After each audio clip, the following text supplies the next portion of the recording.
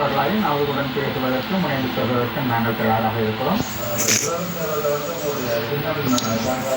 ஜனநாயக தமிழ் தேசிய கூட்டணியினுடைய அது ஒரு பொது சின்னமாக இருக்கிறது. பல கட்சிகளினுடைய கூட்டாக அது இருக்கிறது. ஆகவே இன்றைக்கு அது ஒரு பொது சின்னமாகவும் அது ஒரு பொது அமைப்பாகவும் தான் இருக்கிறது. ஆகவே அந்த பொது அமைப்பில் எவரும் சேர்ந்து கொள்ள முடியும் என்ற நிலை இருக்கிறது. ஆகவே அந்த வகையில் தாங்கள் தான் எங்களுடைய பொது சின்னமாக இருக்கிறது.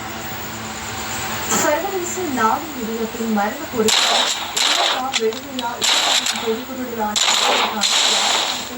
இடம்பெற்றது. மக்கள் போராட்ட முன்னணியின் ஏற்பாட்டில் யாழ்ப்பாணம் போக்குவரத்து கலை இலக்கிய பேரவை மண்டபத்தில் இந்த கலந்துரையாடல் இந்த வாரம் இடம்பெற்றது.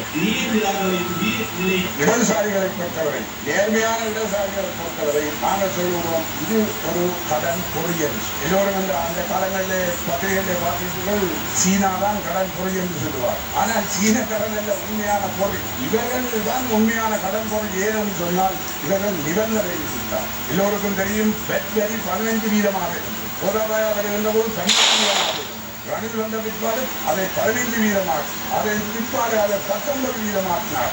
இன்றைக்கு நாங்கள் அனுபவிக்கின்ற பொருளாதார நெருக்கடிகளுடைய பொருளுடைய விலைகளுடைய ஏற்றத்துக்கு அடிப்படையாக விடயங்களில் ஒன்றும் இல்லை. அவர்கள் சொன்ன ஆலோசனை சர்வதேச நாணய நிதியில் சொன்ன ஆலோசனையின் அடிப்படையிலே தான் இந்த வரிகளை அரசின் பொருளாதார திட்டங்களை சீரமைப்பது